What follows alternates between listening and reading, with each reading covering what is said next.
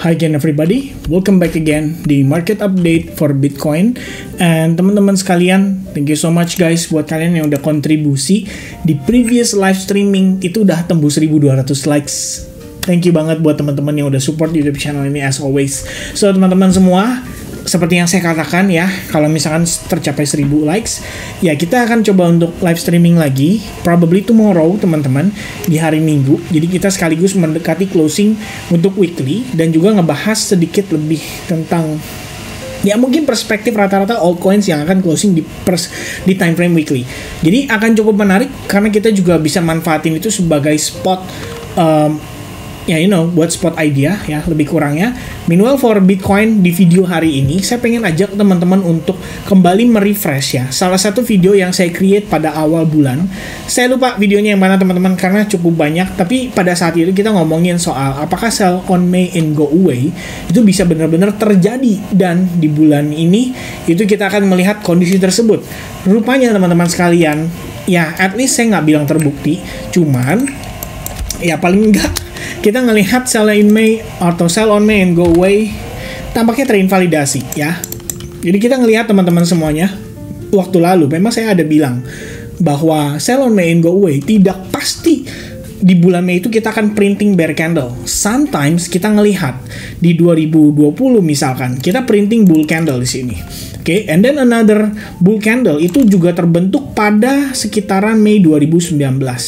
Nah, di sini baru kemudian per kondisi bear market aja, dan kalau kita lihat di sini harusnya first time ya rejection keras itu terjadi pada Mei 2021, and then another one itu terjadi pada Mei 2022, lebih tepatnya di sekitar candle ini. Nah, ya yang ini teman-teman sekalian.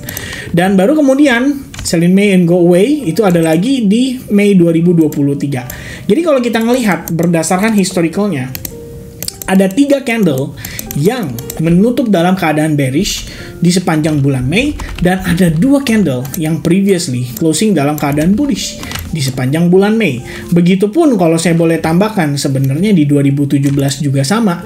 Di sini closing dalam keadaan bullish. Hanya per 2018 aja kita ngelihat dia start creating bear candle lagi. Ya. Nah, kalau teman-teman mengambil acuan utamanya semua berdasarkan bulan per bulan, sebenarnya menurut saya kurang wise ya, karena kita bisa tahu juga di setiap pergerakan mingguan, daily, bahkan hourly itu selalu dipenuhi dengan drama, dinamika pergerakan pasar dan juga ekonomi. Jadi nggak cuma satu teman-teman yang kita ngelihat, yaitu kalau bulan Mei, setiap bulan Mei itu merah, berarti bulan ini juga akan merah. Nggak bisa dijadikan patokan seperti itu.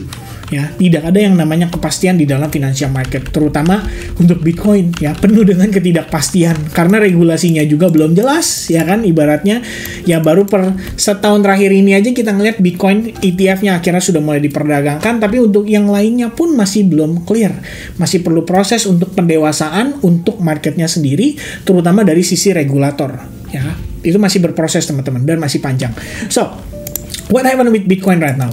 Kemarin banget teman-teman sekalian ya, saya belum buka Telegram, saya sambil buka Telegram. Jadi teman-teman sekalian, kemarin banget sore itu saya inform ke teman-teman semua bahwa saya melihat adanya probabilitas Bitcoin itu bisa rebound dulu dari tekanan jualnya beberapa hari terakhir. Dan memang pada saat live streaming kita juga sudah bahas sama teman-teman tentang area yang interested untuk dimanfaatkan oleh Bitcoin ketika kita melihat dari perspektif time frame 4 jam, yaitu previous order block dan juga SNR-nya ya. Dan kita bisa melihat reaction-nya cukup baik setelah dia testing ke range area tersebut. Dan ini pun yang menjadikan saya mengambil, ya bisa dibilang mengambil langkah ya melalui futures market ya untuk saya melakukan long position. So technically long on Bitcoin ya, after kita ngelihat ada indikasi tersebut, kemudian saya lihat di 4 jam cukup bagus nih ya, saya decide untuk share ya idea saya bahwa ini bisa dipertimbangkan untuk enter long position on Bitcoin. And then after dia start going higher, kita move stop loss to break even. Per tadi sore ya, atau lebih tepatnya barusan banget ya, kita baru kelar banget nih untuk live streaming di Advance Group juga. ya kita update juga bagaimana progres daripada si Bitcoin sendiri. And so far, so good ya. I guess kita melihat dia konsolidasi, ya harusnya konsolidasi ini bagian dari dia create base. Jadi dengan proses yang ada pada saat ini ya kita bisa ngelihat dia ya perhaps ya udah lagi mulai konsolidasi dan preparing mudah-mudahan untuk dia breakout. Jadi dia bisa meneruskan penguatannya atas reboundnya terhadap area demand tersebut. Dan perlu diperhatikan kalau overall structure di sini di time frame yang lebih kecil, kita bisa melihat bahwa sellers itu sebenarnya masih mendominasi dan sewaktu-waktu bisa menekan harga Bitcoin untuk turun lebih jauh. Kenapa demikian? Karena sebenarnya masih ada supply level yang itu belum diambil teman-teman, yaitu di sekitaran area ini. Ya, lebih tepatnya di kisaran 69.500 sampai 70 ribuan dolar more or less-nya. Kalau nanti dia naik dan kena rejection di situ, ini kita harus kasih warning ya. Dalam artian, wah ini harus hati-hati. Mungkin harus close lebih early, mungkin lebih baik teman-teman move stop loss ke break even, atau mungkin lebih baik kalian mungkin decide dengan close sebagian portion and then sisanya baru kalian maintain dengan stop loss break even. Itu juga bisa dilakukan. Alright. Nah, itu sementara yang saya lihat dari perspektif time frame hourly-nya. Meanwhile kalau di daily, so far so good. Yang kita lihat di sini adalah previous support resistance. Ini duanya kalau saya extend ke samping ya. Kan begini teman-teman. As you can see, we have that resistance. Saat ini tervalidasi loh sebagai support pada closing candle kemarin dan 2 hari lalu. Ya, walaupun kita ngelihat ada tekanan jual, ini kan akibat kepanikan market ya, tampaknya karena ETF Ethereum ya kan turun, closingnya di atas. Kemarin juga sama, turun, closingnya di atas. Artinya apa teman-teman? Artinya ada retest dan konfirmasi di atas area support resistance itu. Kalau hari ini Bitcoin bisa closing dalam keadaan bullish lagi, ini bisa memvalidasi potensi higher low-nya pada perspektif time frame lebih kecil. Bayangin kalau closing Bitcoin hari ini bullish, itu kan artinya dia break terhadap area supply. Probably di atas 70.000 dolar dan dia bisa ngambil katakanlah open candle ya dari pergerakan di hari Kamis. Saya rasa itu udah cukup. Jadi kita ngelihatnya adalah turun star pattern and then we have a bullish engulfing, mengambil ya seluruh body candle dari bear candle pergerakan sebelumnya. That's a good indication for Bitcoin bisa nanjak lagi dan in the end mensupport untuk Bitcoin closing weekly even better teman-teman.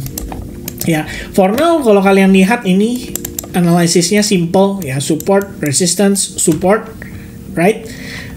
Resistance, support, support lagi teman-teman, dan sudah ada validasi ya dengan pin bar di sini, it's good one, and then a bear candle, tapi tidak mampu menekan harga lebih jauh, and then tervalidasi dengan bullish engulfing pada closing minggu lalu. Dari sini kita dapat good confirmation. Dan ingat teman-teman, bull candle ini bukan semata-mata karena Bitcoinnya doang, tapi di situ ada efek dari CPI yang angkanya turun. Ya, itu kalau nggak salah 2 minggu lalu. Kalau teman-teman ingat, that's the whole point dari bull candle-nya itu, yaitu dihadirkan oleh bantuan dan support dari fundamental yang artinya secara mid to long term itu bisa mensupport untuk Bitcoin meneruskan rally-nya. At least sampai nanti pertemuan CPI berikutnya.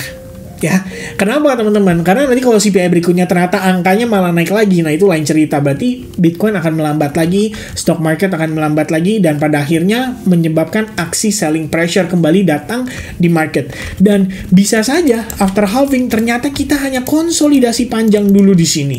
Sampai kapan? Who knows? Maybe Agustus, maybe Juni, Juli, ya, we never know teman-teman. Karena terakhir untuk Ethereum juga itu baru partial kan approvalnya, dan untuk bisa ditradingkan itu butuh S-strip 1 kalau nggak salah, filing yang clear baru kemudian bisa aktif ditransaksikan. Dan berdasarkan senior Bloomberg analis yang terakhir ngasih angka 75% itu, ya dia sih bilang mungkin paling cepat di bulan Juni awal, kata dia teman-teman.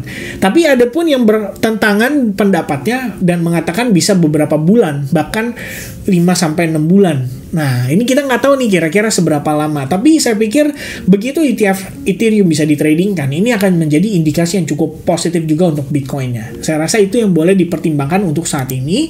Kalau kita ngelihat pergerakan Bitcoin ya overall ya, dari daily perspektif strukturnya dia masih bullish, dari hourly perspektif juga sama. Kalian bisa lihat perspektif pergerakan pada 4 jamnya, ya secara struktur juga masih bullish. Kemudian yang terakhir saya bilang sama teman-teman, ini kemarin banget saya update ya, sudah approaching range area demand dan juga di H1-nya terdapat bullish divergence, RSI dan MACD. Buat saya sebenarnya lebih prefer menunggu validasi breakout dulu atas trend line. Tapi kemarin setelah saya melihat ada konfirmasi close candle di 4 jam, that what makes me decide, oke, kayaknya enter long position di sini nggak salah teman-teman. Kenapa? Karena kita ngelihat adanya pin bar ini, itu ya. Di pin bar terjadi di area support resistance dengan area demand disertai dengan divergence. Ya, saya rasa itu confluence yang cukup buat saya untuk saya decide, oke lah, kita boleh lah entry dulu. Nanti pada saat dia breakout, katakanlah seperti sekarang, kita dapat tambahan satu konfirmasi lagi atau confluence lagi, di mana harga Bitcoin terkonsolidasi seperti sedang create base. Jadi pandangan saya adalah, yep, if this is gonna be a breakout again, kita bisa average up posisi kita. Itu aja bayangan saya untuk saat ini teman-teman. Oke? So, teman-teman sekalian, sampai jumpa kembali di Altcoins Update berikutnya dan juga di live streaming besok. Thank you very much guys once again for supporting this YouTube channel. Semoga informasi dan juga segala yang saya sampaikan di sini bisa bermanfaat buat teman-teman semuanya. Dan sampai jumpa kembali di update berikutnya. Happy weekend. God bless to you all. Cheers and bye-bye guys.